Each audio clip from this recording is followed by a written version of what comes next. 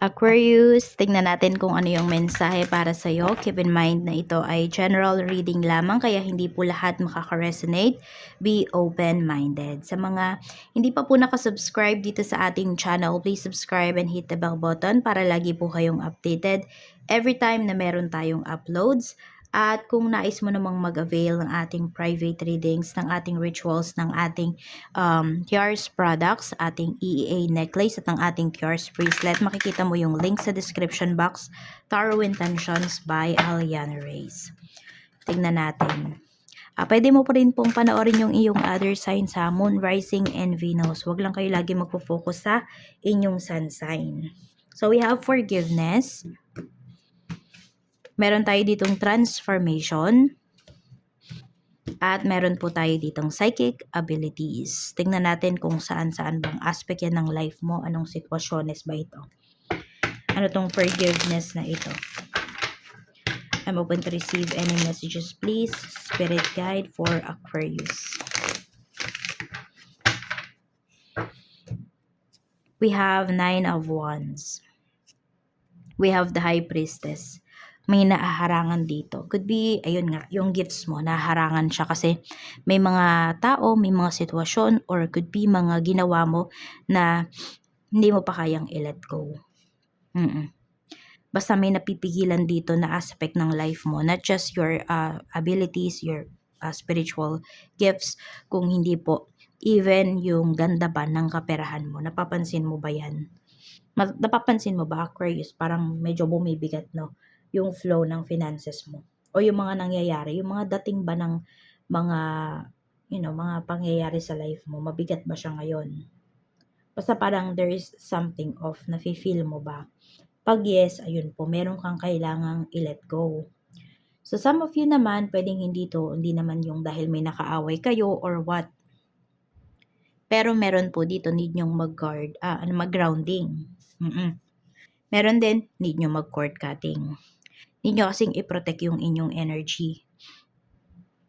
Meron din po na kung may pinagsisisihan kayo dito na ginawa ninyo in the past, okay, kahit ano man yun, kahit sa anong aspect yun ng life nyo, basta pinagsisihan nyo, let go nyo na po. I-accept nyo na yung naging outcome ng bagay na yon. Or i-accept nyo na yung ginawa nyo na yon. Kung nag-workout man yon or hindi sa life ninyo, just let go. Patawarin nyo na yung sarili ninyo. Ganun po yung gawin nyo, no?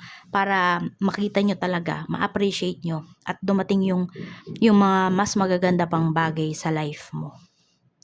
Transformation, we have 5 of Pentacles. Okay, may pagbabago rito. More on about sa finances po ninyo. So kung medyo nahirapan kayo nitong mga nakakaraan pagdating sa inyong finances, or sabihin natin, maganda yung finances nyo nga, tapos biglang nabago. So, wag kang mag-alala kasi may financial recovery naman na pinapakita rito. Kaya lang, gawin mo muna nga talaga tong unang step na to. Yung i-accept mo kung ano man yung mga ginawa mo. Sige, sabihin natin, pwedeng ang pinagsisisihan mo dito yung mga ginastos mo. Itong mga nakakaraan. So, ngayon, kaya may effect dito. Medyo nahihirapan ka sa finances. Pwedeng hindi ka pa nakakabawi. Yan. Pero wag kang mag-alala, maayos daw po yan. Tignan naman natin, ano tong psychic abilities. We have the Lovers. We have Judgment. So, pwedeng sa more on nakikita ko dito pagdating sa panaginip. Lagi kayo may napapaginipan. Or hindi naman siya dire-diretso, no? Hindi siya consecutive days, ganyan. Pero pwedeng may napapaginipan po kayo na isang place na hindi nyo pa talaga napupuntahan. Pero lagi nyo siyang napapaginipan. Madalas parang yun yung scenario nung nung panaginip po ninyo, doon yung scene. So ayun, pwedeng in the near future, makapunta po talaga kayo doon. And in the near future, kung kayo po ay single pa hanggang ngayon, no? Aquarius, doon mo ma-meet yung taong para sa'yo. Meron din ako nakikita rito, nakakabalik kayo sa past po ninyo, sa past life ninyo. So, yung napupuntahan nyo na lugar na yon, hindi nyo pa talaga napupuntahan yun ngayon, kasi, or hindi nyo yun mapupuntahan kahit sa present, kasi po, yon ay nangyari sa past po ninyo. Yan, yung lugar na yon, from your past yon. Pwedeng hindi na yun nag-i-exist ngayon. Ganyan. I mean, yung lugar na yun, hindi na siya nag-i-exist. So, tingnan nyo pala yung mga dreams nyo ha. I-journal po ninyo. Kasi may pattern na papakita sa inyo. And also po, may mga signs signs and messages sa inyo, si universe or your past self. Kaya nga kung may mga mabibigat na nangyayari sa inyo, yun, some of you, Aquarius, is from your past life yan. Kaya yung iba sa inyo, kung feeling off kayo dito sa sinasabi ko na baka may nagawa kayo na pinagsisisihan ninyo, pwedeng wala talaga. No, kasi pwedeng ikaw yung pag nagdesisyon ka, wala kang pinagsisisihan, yun yung unang-unang tinitignan mo. So, kaya kung na-feel off ka dito sa feeling off ka dito sa unang part ng reading natin, some of you, yan, from your past life. Oo, na nadala nyo pa rin hanggang ngayon. So, ayan po. No, tingnan nyo yung mga panaginip nyo sa mga susunod na mga araw, buwan. Kamusta naman yung emotions mo? We have Knight of Swords. May pagmamadali dito. Ayan, may pagkainip. We have Two of Swords. Pagdating naman to sa mga, sa mga iniisip mo ba? May mga laking decisions ka na gagawin. Tapos nakikita ko rin dito, may pagdadalawang isip ka. So, balance mo yung iyong chakras. Tapos, pwede mo rin gawin, mag-grounding ka nga. Aquarius. Pag magulo yung isipan mo, wag ka munang magdesisyon. We have the Tower. This is your spiritual health. Magulo, may pagbabago talaga. Madami kang madidiscover actually. So, meron, nade-depress, dumadaan kayo sa, sabihin natin, nasa dark night of the soul kayo, of your soul kayo ngayon. Ayan. May mga bagay dito na nangyayari sa life mo na hindi mo matanggap or hindi ka maka-cope up. Or hindi mo lang talaga naiintindihan yung sarili mo ngayon or mga nangyayari sa life mo. Baka need nyo ng past life reading for some of you. Tingnan natin, hindi lang naman dahil gusto mong malaman kung ano ba yung life mo noon, kung hindi, ano ba yung tinuturo sa'yo. Diba? Ano ba yung, sabihin natin, yung karmic debts na kailangan mong pagbayaran ngayong life na to para makawala ka na dun sa nangyari sa'yo in the past. 3 blessings naman na pwede mong ma-receive. So, we have the Empress. So, mas maaalagaan mo yung sarili mo. Sabihin natin, mas magiging fresh ka, Aquarius. Meron naman po rito, kung nagpa-plan kayo for a baby, pwedeng, ayan, meron dito. We have Strength. Tapos, nakikita ko rin dito, may mga tao ka na mapapasunod. Pwedeng through your voice, through your commands, ganyan. Makikinig talaga sa'yo. At susunod sa'yo. Some of you naman because of your charm, of your beauty. We have 4 of Cups. Tapos, nakikita ko rin dito is, depende na lang to sa sitwasyon nyo ha. Kung paano nyo ba ina-appreciate yung life ninyo. Kasi may pinapakita dito, ma-appreciate nyo pa rin talaga yung life ninyo. Yung mga nangyayari sa inyong buhay. So, kung hindi naman kayo, alam mo yun, hindi kayo yung tao na mapaghangad, more on sa material things, ma-appreciate nyo talaga yung life ninyo. Energy ng mga taong makakasalumuha mo yung pinakamalakas. We have King of Cups. Mababait. Ayan, mababait nga. Tapos, pwedeng madami kang couples na makita ngayong araw na to. Or basta, mga ganun. Or sabihin natin, may mga relasyon. Pwedeng tamang relasyon, pwedeng maling relasyon. Depende yan. Basta, ayan, may mga couples dito. Sa work naman, tignan natin, kamusta sa trabaho. We have the Magician, 8 of Pentacles, and we have the Hanged Man. So, dito sa trabaho, sulit po yung mga sacrifices mo. Marami ka rin talagang ma-achieve dyan. So, mahalin mo talaga yung trabaho mo, i-appreciate mo yan, kasi madami din namang nakaka-appreciate sa'yo dito, Aquarius, pagdating sa work. Nakikita ko din dito, pwedeng may, could be your boss, ayaw ka pa niya talagang mawala dito sa work. So, pwedeng o-offeran ka niyan. Basta meron siyang i-offer sa'yo na magiging happy ka naman talaga dun sa i-offer niya sa'yo. Kaya pwedeng hindi ka rin talaga umalis dito sa trabaho. Mga coworker mo, yan, kasundo mo din yung mga coworkers mo, wala naman silang masamang tinapay sa'yo. Tignan natin.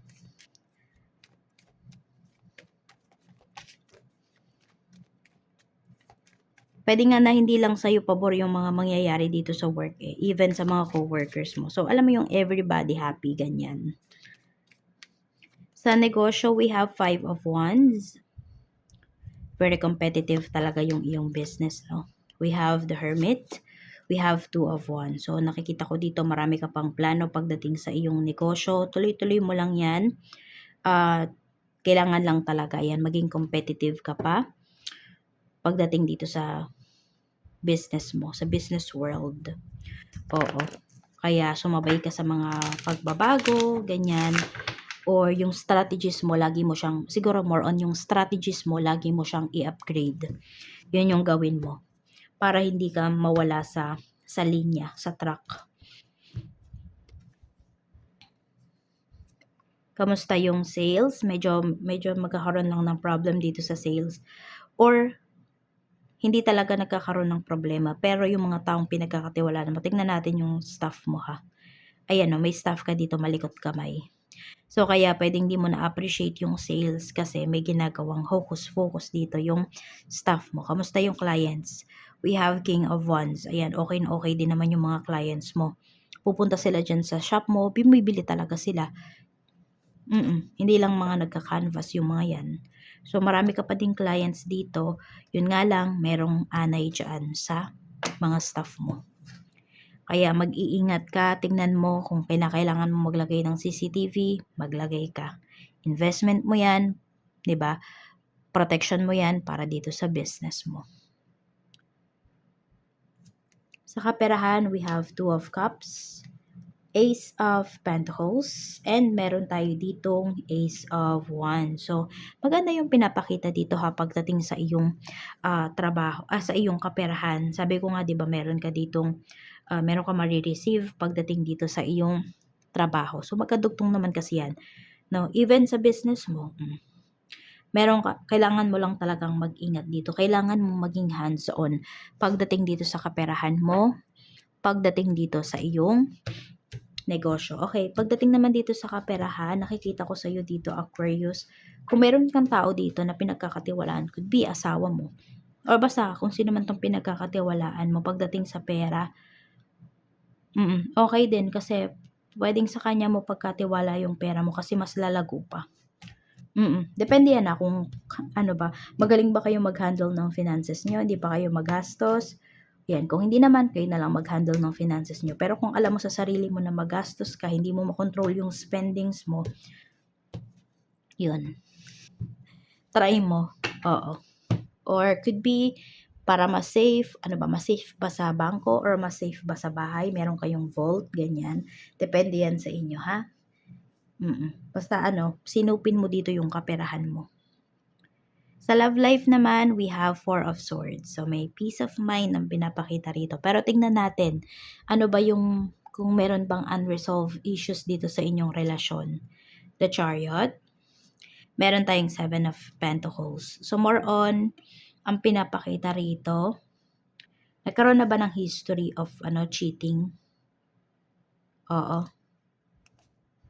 Pero ayan, may pagbabago naman. May gustong manira dito sa relasyon nyo, pero hindi nagtagumpay. Sabihin natin, sige, third party yan. Mayroon talagang na-involved dito na sabihin natin, may naging karelasyon ikaw ba? Or may naging karelasyon ba yung person mo? Pero pinapakita kasi mas nagtagumpay dito yung relasyon nyo eh.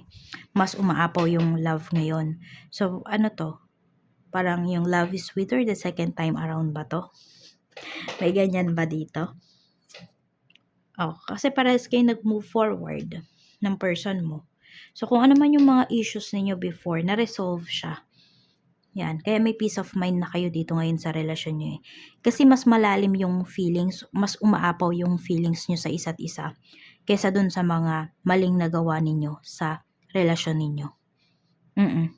Tapos ito pa, nag-decide kayo parehas ng person mo na mag-move forward. So, nagkaroon talaga ng kapatawaran dito.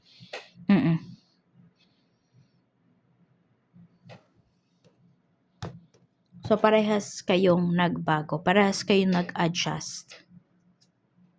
Page of Wands. So, ngayon, nakafocus na lang talaga kayo sa inyo pong relationship, sa mga anak po ninyo, sa future ninyo.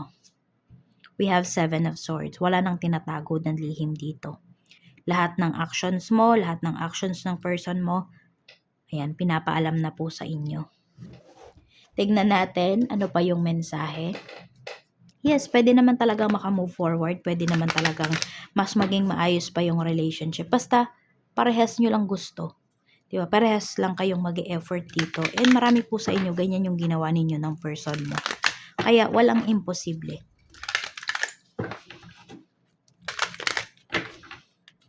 Kung gugustuhin talaga, kung bukal sa puso. Diba? Nandun yung acceptance. We have overcoming difficulties. Diba? Ang dami nyo nang naranasan, na kahirapan, diba? Na problema, pero nalampasan po ninyo. Ikaw, kung wala ka namang karelasyon, diba? Nalampasan mo yung mga problems. Sabi dito, mula kay Archangel Jeremiel, the worst is now behind you and you are surmounting any previous challenges. So, kayang-kaya mo talaga. Kaya, ayan, embrace mo yung mga pagbabago sa life mo. Yan lang po yung mensahe para sa'yo. Maraming salamat. Ingat ka always and see you again on my next video.